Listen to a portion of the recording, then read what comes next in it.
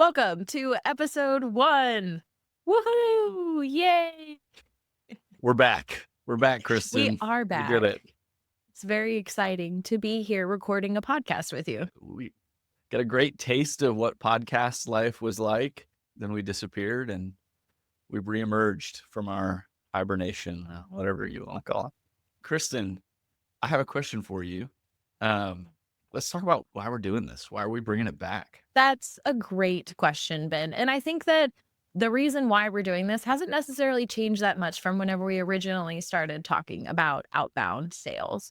And I think that we see this need in the industry that we should not only be relying on what leads are coming inbound or what we can digitally create Mm. or what we can pay and just have come in for us. So we want to make sure that we can diversify, and there's just not enough people talking about it in the way that we do, in the way that we approach outbound. For me, that's why we're doing this. But what about for you, Ben? What comes up there? What is your reason why here? I think a year and a half later, however far along we are since we last did one of these, really the only thing that's changed is that there's more conversation happening about it. I think there's still this big question of how do I build strategy around this? Like, what do I do? What are the methods? How do I find the people to talk to?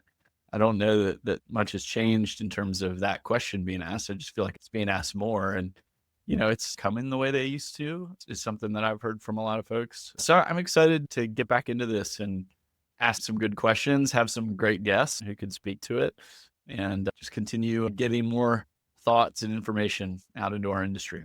That's awesome. It's very exciting. I am excited to be back talking about outbound with you week over week, because it's something that I think that we both also have a passion around and just kind of are able to nerd out about. I know that we'll have some great value that we can bring to people. But you mentioned we have taken this little bit of a break, right? Where we haven't talked about outbound in a while.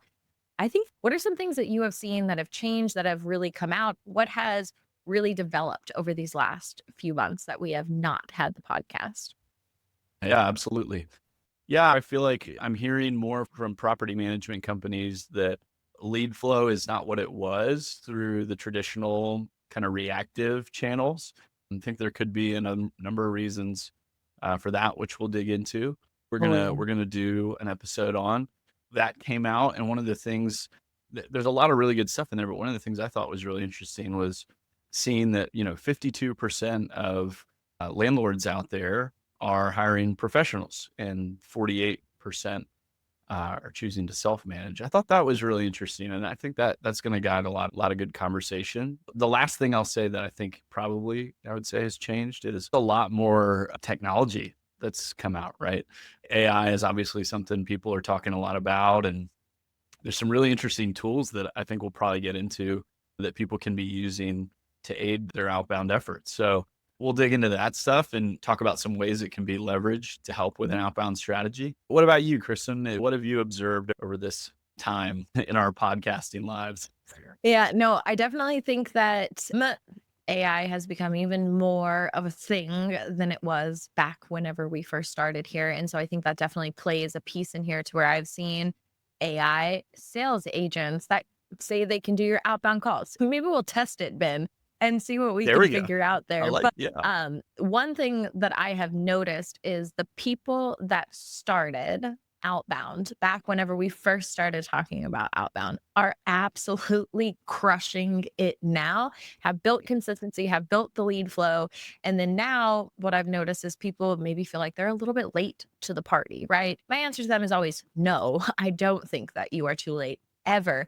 I think that there is more openness now to outbound, more people wanting to go out and try these different avenues. I think some mindset shifts have really started to happen, and maybe forced mindset shifts through, like, oh, shoot, maybe I can't just rely on my inbound leads. Maybe I can't just be reactive. Maybe I need to go out and I need to be proactive.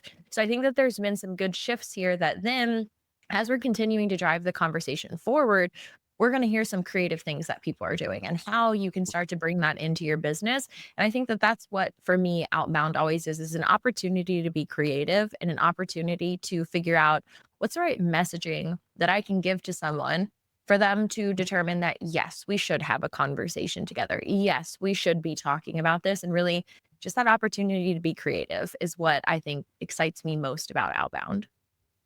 I couldn't agree more with that, Kristen. I mean, when you ask yourself a question like, how do I go about getting someone's attention, right? You think about your own life, right? And what are the things that grab my attention? We all get emails from people, we all get mail that comes to our house, right? And a lot of it's just noise, right? It Right. doesn't stand out in any way. And so I think it helps to force yourself to think, what could I be doing that is going to be different than everyone else? Like I think about, Absolutely. go look at your competition. Look at what are they putting out into the marketplace? What are they saying? And what are some ways that you could differentiate, right? In terms of the way that you even market yourself. And then that obviously carries over into your value proposition and how are you unlocking ways to solve problems for people. I do think that's another thing that comes to mind as far as what's changed is I think the market has changed a little bit, right? Like we've kind of exited this COVID era of it's really easy to lease properties. We're getting top dollar rent, right? Like I'm hearing a lot more conversation around, well, properties are sitting for longer, right? There's not quite as much interest. So I'm not able to push it, to the top of that rent range. And that plays into outbound is you put yourself in the shoes of a self-managing landlord. They're experiencing that pain too, right? Right. And so paying attention to what's happening in the market can really help drive your strategy. We talked about a bunch of stuff already, Kristen, but I'm really curious as you've thought about this relaunch that we're doing, what are some of the other things that you think are things that we need to be talking about as it relates to outbound business development? So I definitely think that whenever it comes to outbound, there's a number of things that we need to think through here. I know some that we've already got on deck here is mindset, right? Mindset going into outbound. But what I really want to Yeah. make sure that we do as well is just very practically break down how somebody can go from zero outbound to doing a lot of outbound if that is their goal. And really determining as well how much outbound do I need to do? Right. Because I think that it's different levels for different people. Yes. If we've got a goal of closing 200 doors a year and our lead flow only supports 100 deals, we've got to do a lot of outbound, right? Like we've really got to kick it up. Whereas if our goal is 200 and our deal flow can support 190, well, then there's really not as much outbound Small that we gap. need to No. be focusing in on. So, really determining how much outbound and then what is the best strategy for me. And I think that's something that you and I really clicked on from the beginning is outbound is different for everybody. And it's really finding the strategies that work best, not just for your company, but also for your salesperson as well.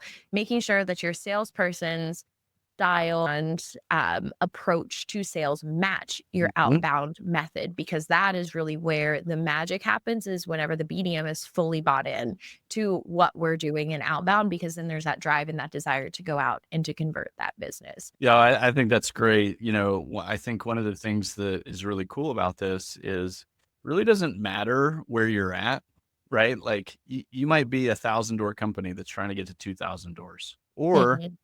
you might be someone that just started their business and you're looking to get to 50 or 100, right? Right. You're just trying to get off the ground.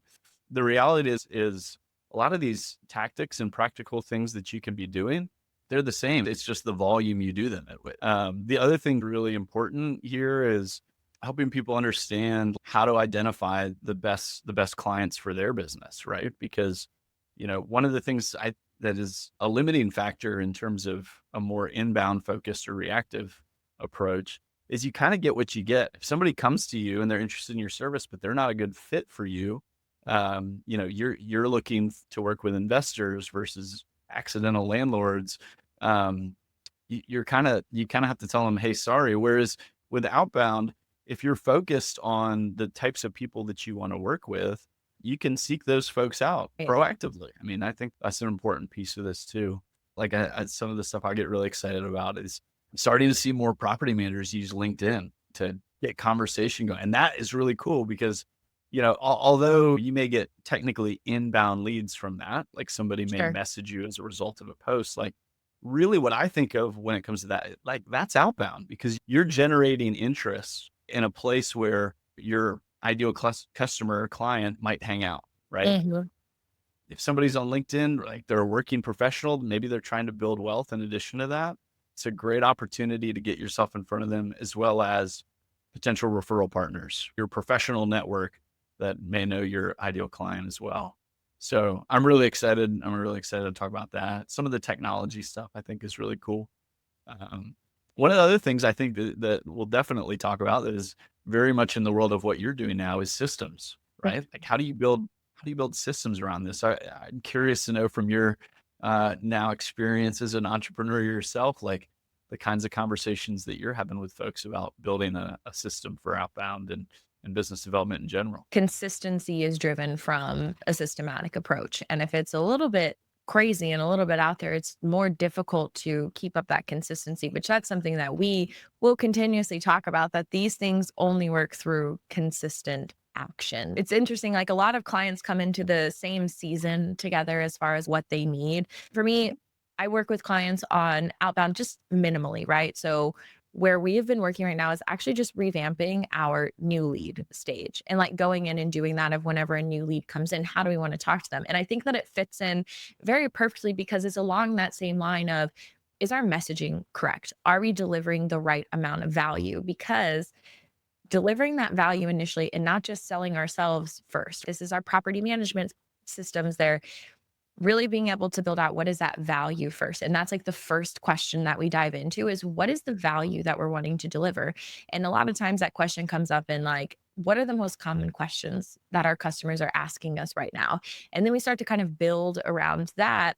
And so whenever we think and we start to apply that then to outbound, I think you said something of going where our customers are, right? If they're on LinkedIn, I always think of that as follow the money, right? Like if Yeah. we're looking Right. at our ideal customer, who else are they paying for professional services from, right? Do they have CPA, financial advisor, all of those things to then start to build the system of, Oh, I'm are we with you. going to I'm with you. go direct to consumer, right? Use a tool like Discover or Prospect Now to be able to find the consumers and go directly to them? Or is my outbound approach going to be to build a professional network with other business professionals here in our area to then have them refer clients to me? So I think that figuring out the distinction of the value that we're providing, but then also understanding which one, like who are we going to? Because the messaging is different if we're going to go direct to consumer or if we're going to go build that professional network. We've got to really keep in mind to really build the system, we have to answer a lot of questions first as far as who are we reaching out to? What's the method that we want to reach out to them by? What is the value that we're going to provide here? And by really understanding all of those things, then we can start to build the system around Mm. how much contact do I need to make every single day? What and breaking it down to that daily level is what I have found to be really successful because it's what can I support every day no matter what.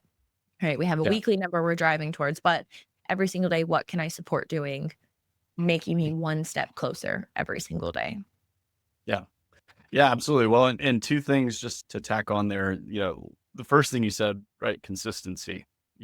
I think that is, it's such a big piece of this. People always ask about or want to know about the tactics, right? Like, what are the things I should be doing? What's equally important, if not more important, is the long-term consistency that it takes, right? You Yeah. can't, and it ties into mindset too. You can't get discouraged when your first week of making cold calls or sending cold emails doesn't yield anything. So that's really important. The other thing that you said that I really like too is, and this is all interconnected, right? Mhm. Somebody's new lead sequence, once somebody is engaged, you could have the best outbound system in the world that brings you tons of leads. But if you're not converting those leads into clients, then you're wasting a lot of time and energy. So that is certainly something that people need to be thinking about. And I have been reminded of these things that we are gonna talk about on this podcast over and over again for the last 18 months since I've been doing the business here and really just kind of getting in and trying to grow it because we don't pay for inbound leads. I don't even know where to begin with that for in the property management industry. Nobody is Googling for what it is that we're doing here. So really remembering that just consistency and patience are like the two biggest things in outbound here because I've had to get back into the sales seat, had to get back Yeah. into the outbound seat to be able to go and do that.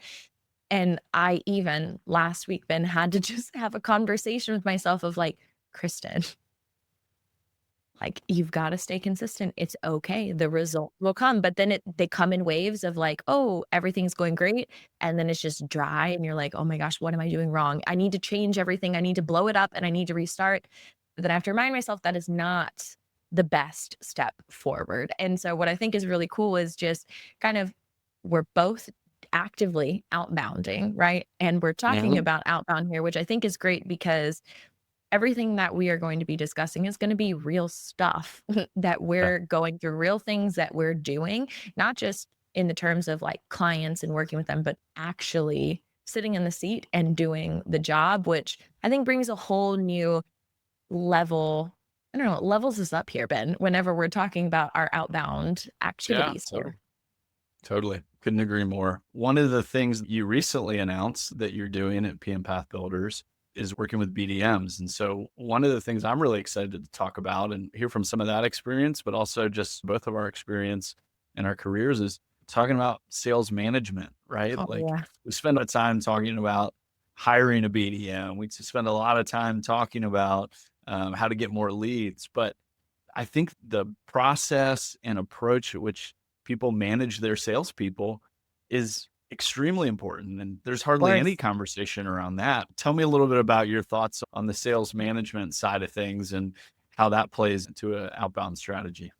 I think that the management is most important because whenever you Mm, hire an employee to do a task, whatever it is, right?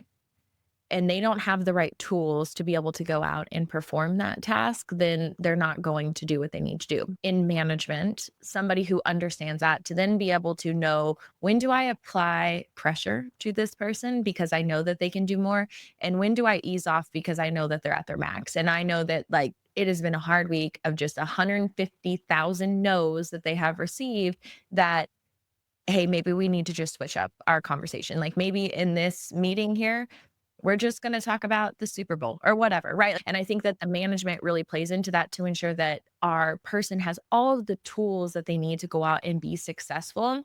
And then also just making sure that they have somebody as well that they can come to and not hear everything as a complaint, right? Like, I think that sometimes in management, it's like if there's a fear of like coming to management and being like, oh, I'm frustrated. This isn't working. And they're like, well, just work harder, right? So I think, particularly in sales, having somebody who has the background, has the understanding of sales, and then going and helping people with it, it's just giving them the right tools to be able to succeed. And that's yeah. something that I found with the companies that I'm working with to where the owners were doing management, of the salespeople, but like we had previously talked about, like no KPIs, like that we don't know what we're reporting on. We don't know how to determine Yeah. success here.